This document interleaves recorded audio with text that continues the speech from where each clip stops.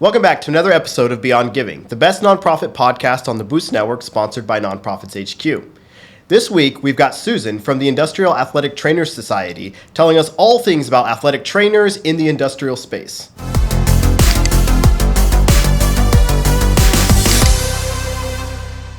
Awesome. Thank you so much for joining us on Beyond Giving, Susan. It's exciting to have you here. I'm excited to learn and for our viewers to learn more about the Industrial Athletic Trainers Society and how you guys are creating positive change in your communities. So let's start with kind of a brief introduction from you, and then we'll talk a bit about what your organization does. Yeah, absolutely. So I have been an athletic trainer for almost a decade now. I've spent almost all of my time professionally in the industrial setting. So for people who don't really know what athletic trainers are or what we do, we are healthcare providers who typically come from sports, right? So if you think about NFL or college sports or even high school sports, most schools or teams have an AT there who provides the majority of the healthcare for these athletes. Most of their issues are going to be musculoskeletal, concussions, heat illness, things like that. So that's kind of the backbone of our education is that MSK assessment, treatment, rehabilitation. And then, of course, preventative health, making sure they're fit to be able to participate in active sports and so on. Now, AT for decades has been able to get into other fields where you have your typical active people. So think of your military or firefighters, dancers, even NASA, and then your industrial settings. A lot of them have athletic trainers available to them. And that's because a lot of musculoskeletal injuries, right, a lot of general health is needed and things like that. So that's been my background. I've done everything from manufacturing to construction to distribution, beer delivery. Yeah, so I've been able to work with all sorts of workers in this country. And that's kind of how we came to be, right? So our organization specifically advocates for providing healthcare to these workers, the ATs who provide the bulk of their healthcare, and just general education on industrial workers, the average American worker, and what we can do to help them be healthier. Okay, awesome. And so how do you kind of provide that? How do you provide those services to those various groups? And are you partnering with like employers or folks in those industries? What does that look like for you guys? That's a great question. So your typical model is going to be an employer who says, hey, we need more, right? We want a higher level of care for our workers. So they're going to typically bring in, it can be a third-party service. So this can be kind of some of your hospital groups, your AT-specific companies, physical therapy groups that provide occupational care services. I'm sure that's a common term people have heard. They're going to come in and deliver that service. Now, if you think about what occupational health or occupational medicine looked like 15 years ago, it was typically a nurse, right, who would do like drug testing, or maybe you'd have an EMT on a construction site if someone had like a serious trauma. I think as healthcare in this country continues to go the direction it's been going, and as employers demand more from their workers, honestly, as far as production, they've needed a higher level of care. And so, it's really good for me because when I think about the time I spend in traditional sports, so in education, you always have to you have to do clinicals, and they're going to be sports oriented normally because that's where ATs normally work.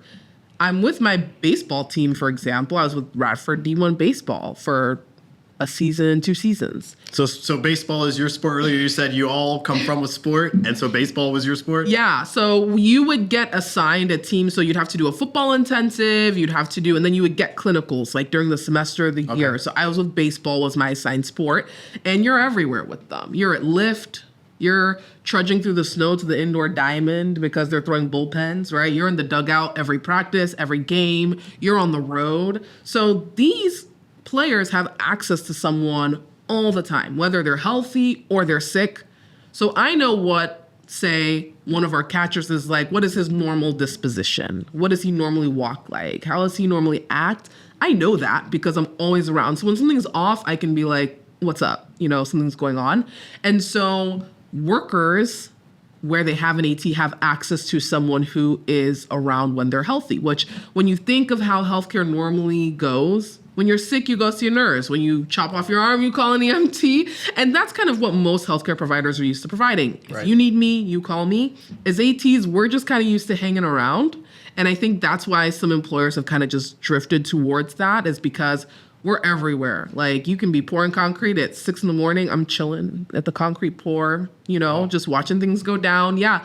You can be picking cases of beer in a warehouse and throwing them on pallets. And I'm out there, watching biomechanics, seeing how people are doing, So that's definitely a different model, but it's a really good model. And I remember when I was in athletics, I was like, man, everyone should have access to someone like this, especially your firefighters, your police officers, Right. your laborers. They deserve someone who knows what they're like, knows how to help them perform better, knows how to help them stay healthier. And so that is really kind of an investment a lot of employers have been making.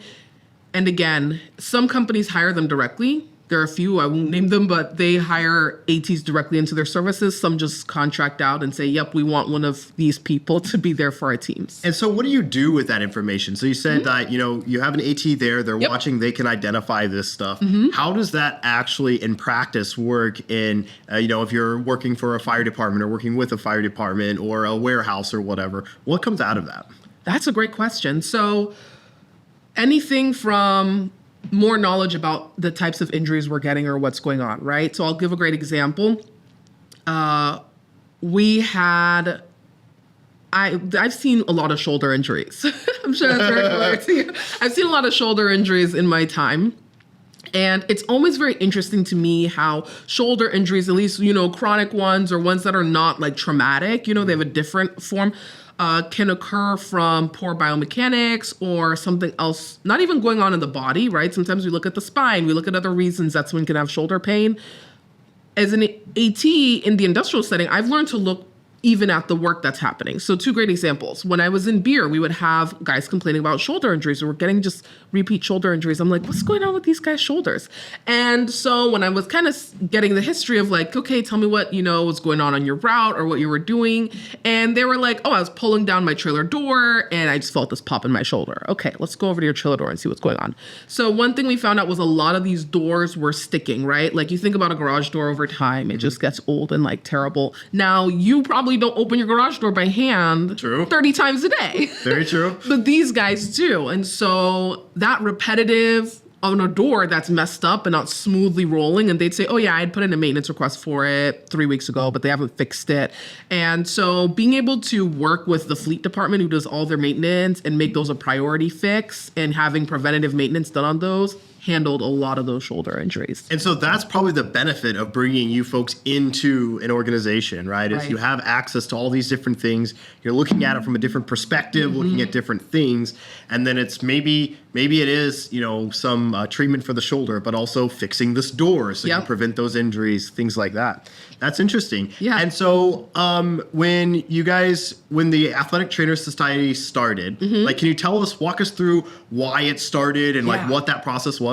Definitely. So obviously AT is like a very big profession, and the majority of ATs still work sports, sidelines, dugouts, high schools, colleges. They're in those main settings, and naturally our main governing organizations take care of those ATs, right? So I think there's a couple of us in other settings who are kind of like these like redheaded stepchildren of the profession, Right. because they're like, oh man, if you're not there when the whistle blows, what are you even doing? And I'm like, saving construction workers' backs one at a time, right?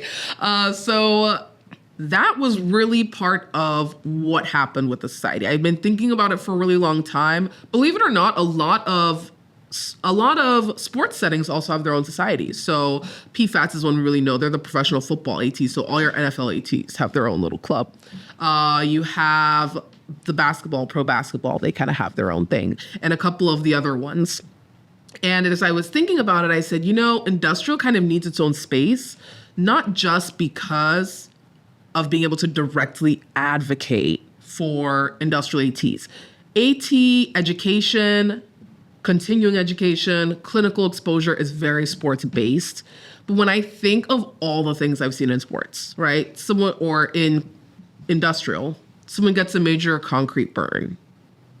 usually is not going to be something you've seen. Which I did not even know a concrete burn was a thing until I know somebody whose dad ended up with one. Oh man, they're brutal. That's crazy. Yeah, they can get rough. I mean, I've seen everything from that, or even learning that like rubber tar, right? You don't peel rubber tar off somebody because you're going to take whatever that skin is with it. That gets cut around and sent to an ER. Like there's so many interesting understanding some gen med issues that people have and how they affect them in the workplace. Heart disease, general medicine. Oh.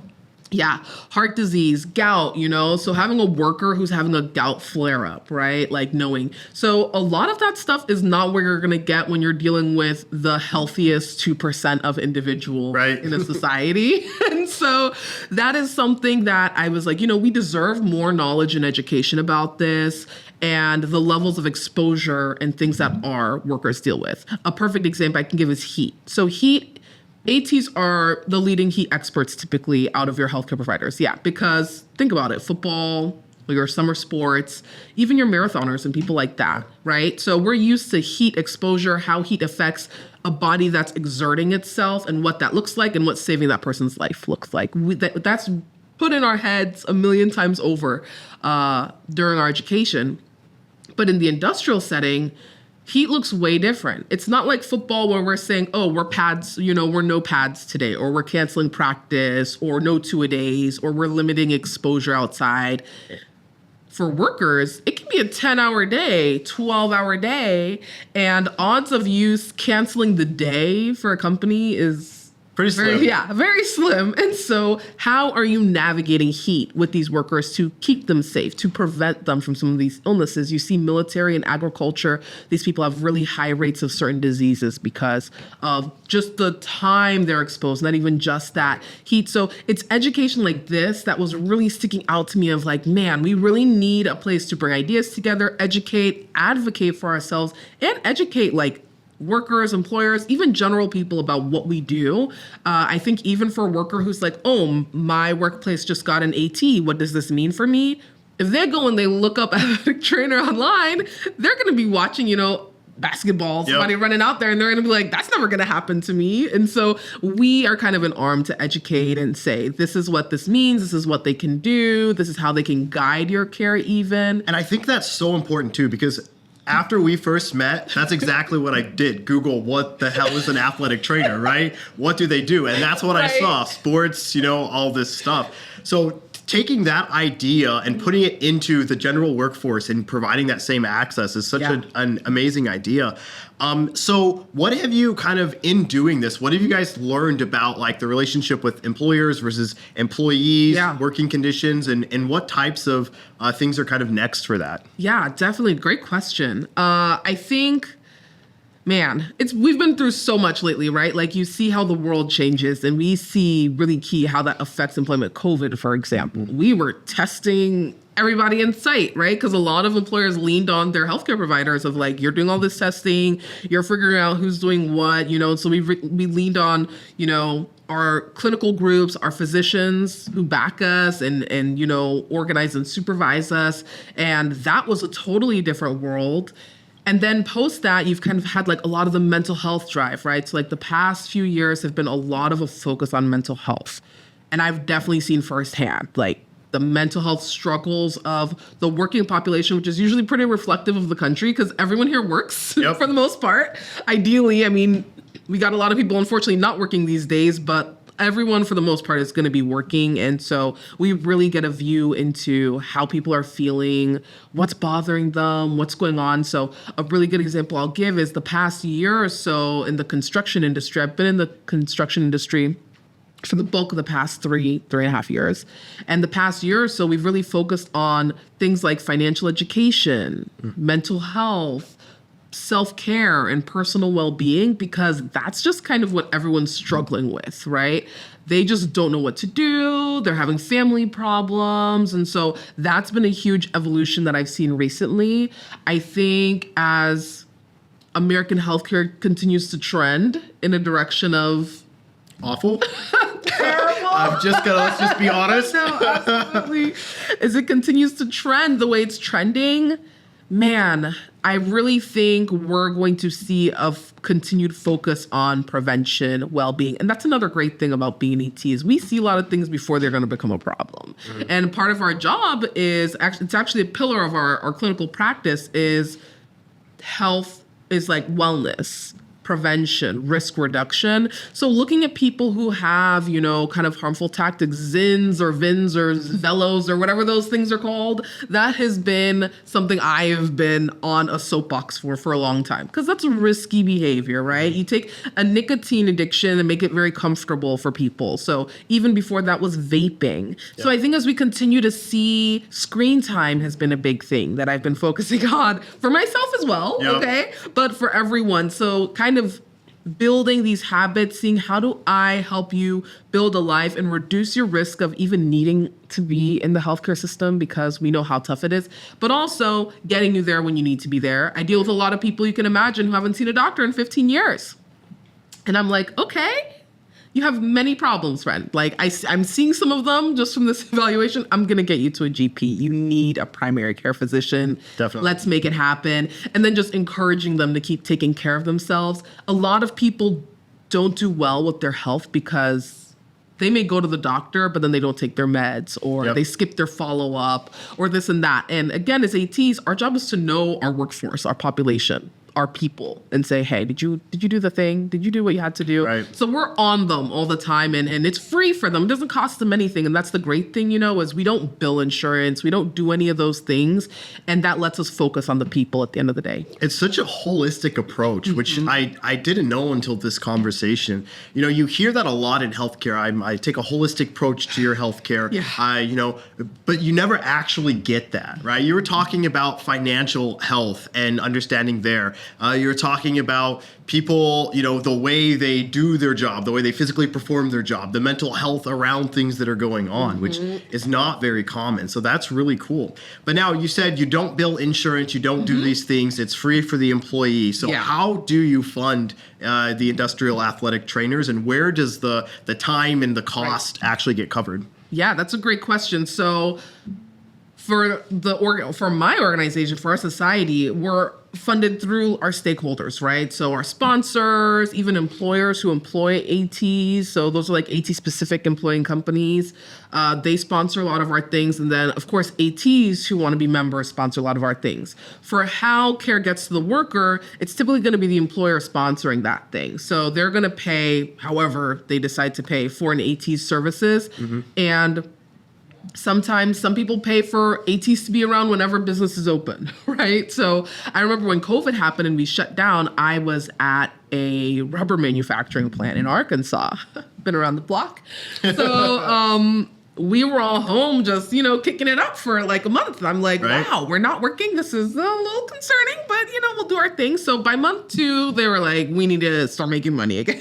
So they started working on, we realized this was not going to be any short, easy, pandemic. This was going to stretch. So they started working on getting us back to work. And one of the first things the plant manager said is, we need these ATs in here before we get anybody in this building. So they were they immediately thought of us, especially probably because it was a health crisis going on, but they said, let's get them in here and work on, reopening. So usually the employer is going to fund that. And we were pretty much 24/7. Anytime the plant was open, we were there kicking it.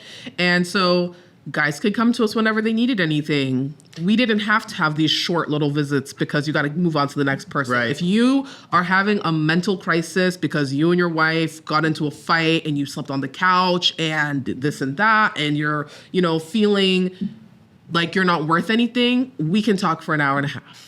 That's fine. I don't bill insurance. I'm like, take a seat. We'll be here a while, That's interesting. And the fact that you said the employer brought you in because they recognize that need, is that very common? Because I would wonder what the educational piece, like for the employees to take advantage of it, but also the employers to let you guys in, to bring you guys in to do that. I would wonder what that looks like. Because, you've got these large retailers, one of the largest retailers in the world. A friend works in one of their warehouses, and it's just not a great environment, right? Yeah. But for them, they're like, what we're doing is working. Margins are amazing. We're gonna keep going. Yeah. So how do you get employers to kind of step back and realize that in the long run, this is actually going to be better? That's a great question. So There are two main reasons that I would say employers invest in an AT for their workers.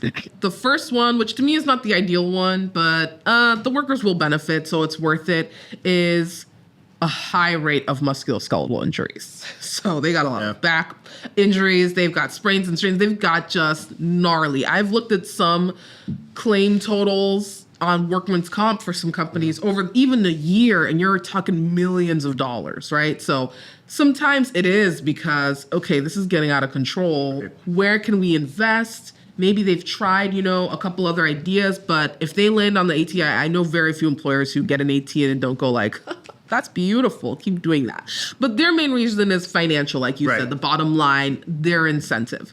The second reason is going to be that employee well-being is a core value for them, and they see their people as their greatest, advantage. Their as every company edge. Actually should. Yes, and that's my preferred reason. So there's some people who, bring us in and say, yeah, we don't have a lot of injuries, we don't have a lot of stuff, but we want someone to be there for our workers and to understand their health. And if you see things we can fix, of course, like I said, some of those ergonomic projects and stuff, that would actually go in kind of the previous category. I know some who go like, we have a process that's totally screwed up. Can you do an assessment on the ergonomics and help us fix it, right? They're doing that to avoid negative consequences. Yep. Not because they think these people deserve to work pain-free. They're doing it for themselves. So that second category is really like the prime person, because those are the people where, for example, we had a construction project out here on the far west side that we had done a wellness survey. NIOSH has this thing called the Well-BQ, which is kind of just a way to assess people's general well-being. We just pulled some from that and did an abridged version for our workers. And we found out that half of our workers ate one serving of or less of fruits and vegetables in a day. And I was like, what's going on? That is not good. I was really shocked by that number. Why did that shock you? And why is it so important when you think about the construction area, right? Well, I think it shocked me because I expected that there would be some, but I didn't expect it would be half. I guess I just generally like to think people are just throwing a couple of fruits and veggies in their stomach during the day. And again, it might be my bias of the work I do that wouldn't expect it, but I was floored. I was floored by that. And I think thinking about what not eating fruits and vegetables means for your gut health, for your risks as far as your diet is probably highly processed. So what does that mean for your risks of cancer and, comorbidities like hypertension and diabetes? So I was just like, oh man. And I went to the person who was paying for our health group and said, hey, a lot of these workers don't eat fruits and vegetables. And I can tell them to eat fruits and vegetables, but I think they need to get fruits and vegetables. Can we invest in them being able to eat fruits and vegetables? And they're like, oh, what do you think? And I was like, well, maybe we do a Fruit Tuesday or Fruit Friday or something.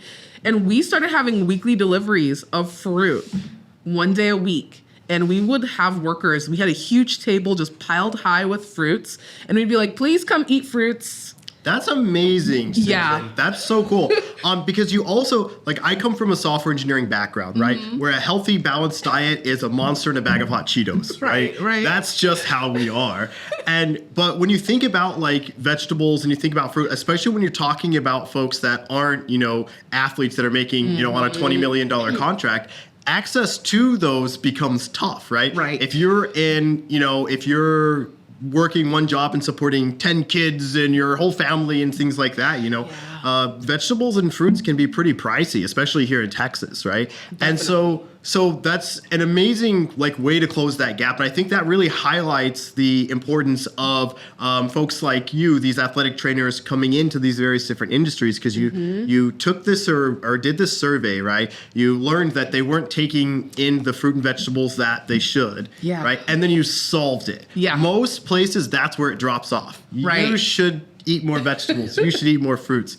Box checked, we're done, right? Right. But the fact that you guys bring that all the way through, that's really cool. And then got the company to the weekly deliveries, that's insane. That's so cool. They were so bought in, and again, that's why that employer who sees them is important. Is why I prefer, because like you said, most people say, oh, well, educate them that you need 5 servings of fruits and vegetables a day, and I'm like, why do you think these full-grown adults are not eating fruits and vegetables? You need 5? Wow. Okay. How many do you think you needed? I know. I feel like a couple. Like, I don't know. You need 5 servings of fruits and vegetables. Wow, okay. Every day. That's a lot. That's hilarious because, yes, so education is going to be part of the gap there, right? And then some of it is like how you were brought up. Like, I had workers who were asking what fruits were. So I had workers eat pears for the first time, peaches for the first time. They just had never even had these fruits or tried them. And that was really cool to see, like, a 32-year-old guy eating a peach for the first time. Wow, in his okay. life. Yeah. And so some of it was introducing them, like, maybe if you were forced to eat apples your whole life, you're not a big fan, there are other fruits out there that you can try. And then, like you said, I mean, I work with a lot of people who work with their brain, right? So, you know, a monster's only going to take you so far, but I can understand how that can be advantageous with your work.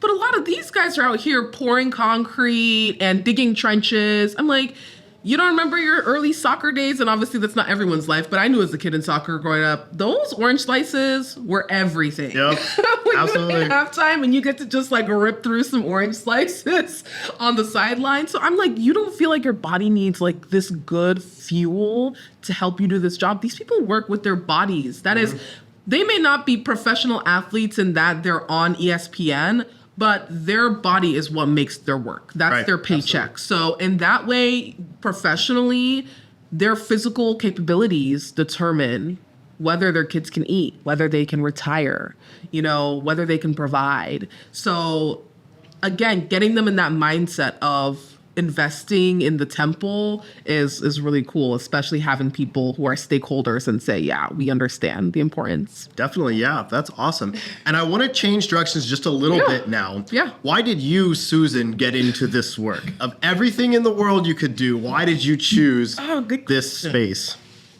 Man, that's a great question. So probably for some of the same reasons I've kind of like lined out, right? So growing up, when I was really little, I wanted to be a doctor. I was like, yeah, I'm going to be a doctor. What kind of know. doctor? I didn't even know. I was Just a just like, doctor. I want to be a Yep. doctor. I've been to my doctor a couple times. They look cool. I want to be one of those. And so I wanted to be a doctor. When I got into middle school, I was in debate. And Okay. I realized I was really good at debate. Real good. So I said, no, I want to be a lawyer. I would make Wow. a great lawyer. Yeah. Okay. And so, you know, through high school, I was like, I'm going to be a lawyer. I feel it. I'm good. I'm too good at this. Paid big And bucks to argue, that works. that's what I'm saying. And so my dad was like, no, you need to get a different degree before you become a lawyer. And I was like, what do you mean? And he was like, you need to like do a medical degree or something. Like you need a background to become a lawyer, which he was not totally wrong. A lot of lawyers do that so that they can practice like specially. But he was like, yeah, you need some kind of like medical degree or something. Well, in high school, I was playing field hockey and I was playing sports at the time. And so I injured myself like many high school athletes do. Where'd I end up? At my athletic trainers in the athletic training room. So that was our clinic, you know, doing my stuff, what I had to do. And I was like, oh, this is pretty cool. What is this? What do you do? And so, you know, that's kind of how I got exposed to the world of athletic training. And then junior and senior year of high school, they kind of, you know, those pre-professional programs that Okay. high schools have? Yeah. Yeah, so we had cosmetology and mechanics and technical theater and athletic training, sports medicine. Really? Yes. Wow. Yeah. What are the odds of that? I know. So my junior and senior year, I was in the sports medicine like pre-professional program. That's we got amazing. to learn all the stuff. We would cover games, you know, we would just roll with our athletic trainer and learn about this really cool degree. And so that ended up with me then going to school for that and becoming an AT. And again, most ATs are like, yeah, I'm going to be Friday Night Lights. Right. I'm loving the sports, you know. And I would say it takes your team going to the 14th inning and losing for the second time for you to go, is this for me? Is this where I'm going to, am I going to be out exposed to these elements all the time? Right. So I loved sports. I really did.